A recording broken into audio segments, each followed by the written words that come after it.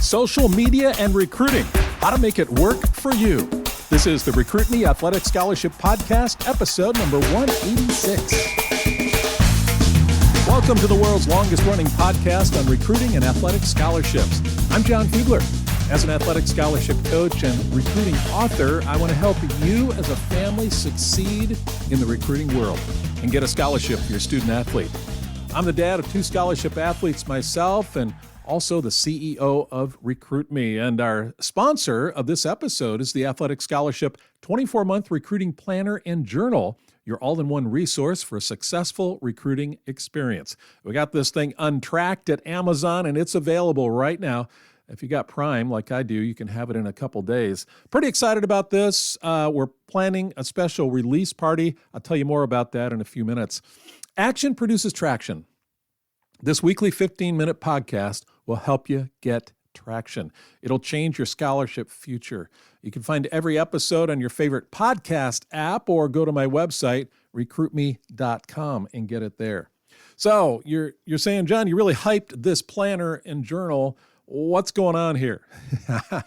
Yeah, if you listen to previous episodes, Amazon had a problem getting books published, and mine was one of those. Things were backed up, and my best laid plans were shot down. And now, actually, as you listen to this podcast, I'm on an international trip right now, and I want to make this grand opening or release party really special. And we're going to do it in early March, all right?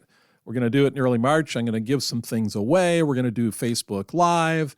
We're going to do a whole bunch of stuff to celebrate this. You got to work the plan.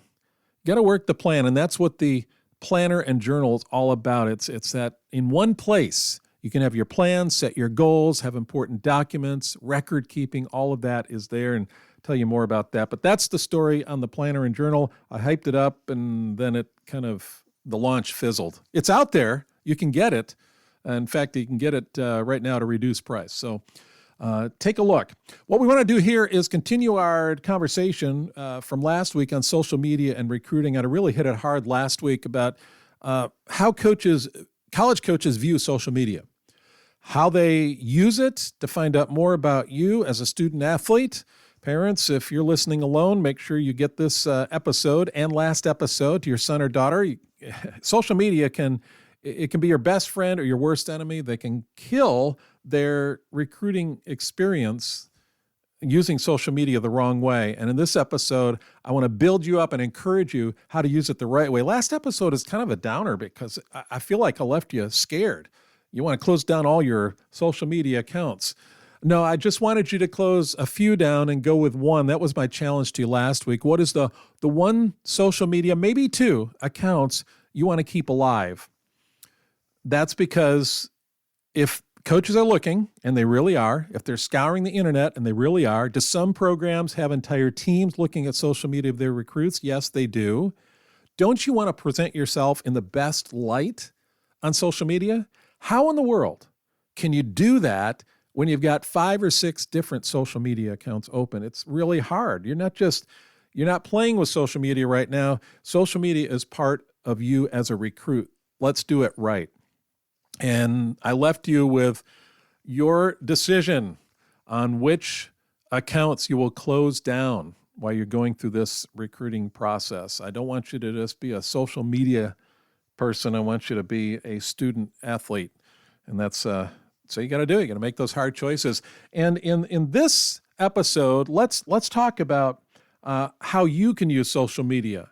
I mentioned last time how coaches use social media. They use it to research you, tell a lot about you. They watch your posts. They look at your friends, all of that. And so I've got just a handful of things to share with you. I don't want this to be overwhelming. I want it to be positive. As you hear these, you're going to say, yeah, that makes sense. I can do that. This is all achievable stuff. Action produces traction, as I mentioned. You want to work the plan, so let's set it out right here so you can get traction on your plan. The first thing you want to make sure is you don't hide, as I call it. Your profile needs to be public. If it's not, it might raise red flags in the minds of coaches. Make it easy for coaches to discover you. You should also send them your social media handles in your communication with them, so make it easier for them to find you. If you only got one account, that's awesome too. That's fine too. I wouldn't go more than that. But be open about it. Be open about it. Let coaches know who you are, and they can then start following you. Don't raise suspicion. So that's easy, isn't it? Okay.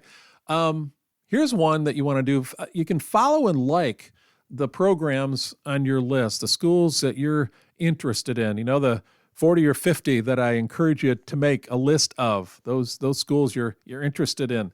Now you know why I want you to reduce your accounts down to one or two. You're going to have to maintain those. If you follow those programs, if you like those programs, it's a great way for you to stay informed about the team, about the program. You'll hear about things that you can include in your information with coaches, your communication with coaches. You become an insider. You're showing them, I really am interested. I've been following you guys. I know about the tournament coming this weekend, or I congratulate you, coach, on the great comeback your team made last week. You're responding to things that the coach might say, some of the players might say, just because you're following the program. It shows genuine interest. You'll get even more information, too, if you follow other coaches in the program, not necessarily the head coach. Get the assistant coaches, maybe a couple of the players as well. So that's a big one. Follow and like the programs on your list. It builds that relationship. That's how you can use social media to your advantage. Here's another one. You got to do away with bad friends. Maybe they can still be your friend, but not on social media. They're a reflection on you. If you've got a friend who's posting nasty stuff on your timeline, unfriend them. Coaches look to see who you hang out with. Don't let a friend's poor judgment or bad character destroy your scholarship chances. You can't do anything about what they do, but you can do something about them intruding in your space. Stop following that type of friend, too. Go see who you're following. Say, if you're on Twitter, who are you following? Well, stop following the wrong people. Coaches will look at your social network. As a recruit, you're being held to a higher standard. You've entered a different category. You're not just a kid on social media anymore. You're a recruit. Coaches are looking at you. Another thing you can do in this process is use messaging. Once you've had a relationship with a coach, use social media messaging. Last week, I spent a bit of time on the topic of making first contact and how social media is not a great way. I encourage you to go back and listen to the reasons behind that. But once you have that relationship, you go ahead and message. Use it strategically, though. I did say last week, don't be a pest. The same way this week. You may have a question or comment that requires a quick and timely response. Don't hesitate to send that as a message. You may not get a response. You may text the coach and not get a text response back, but at least you're reaching out, and you may get the information that you need. If you're following an assistant coach, you're probably going to get a response. The recruiting coach, it's a lot easier that way. If the coach is permitted to respond to you, he or she might. They can't respond to you until a certain point in your high school career. It changes from sport to sport, and I encourage you to go to the NCAA website and look at the recruiting calendars and recruiting guides, especially the recruiting guides, and it's got all those dates in there. Don't be surprised, though, if coaches don't respond to you when you text them or message them. They are swamped. Don't get discouraged, but use messaging, use it strategically. Another thing that you want to do through social media, of course, is to promote yourself. Your social media account is a good place to highlight your accomplishments, to show your interests, not to, be a prideful, big-headed person, but really just share what you've done and your accomplishment there. You might also want to link to a blog post or a video that you've enjoyed about your sport. It doesn't have to do anything about recruiting, but it shows that you're interested. You've got a wide range of interest there. Maybe it's an instructional video or something like that. But that's something you can you can do as well. Post about your campus visits, any firm offers from coaches, awards you've received. Don't be full of hype, but use this as a running account of your scholarship pursuit. If it's something you want coaches to know, go ahead and post it. But be positive. Don't use inappropriate language, of course. You know that by now. And don't get overly controversial. You just want to avoid that. Remember, you're not just a kid with a social media account anymore. You are a recruit, and you got to watch yourself.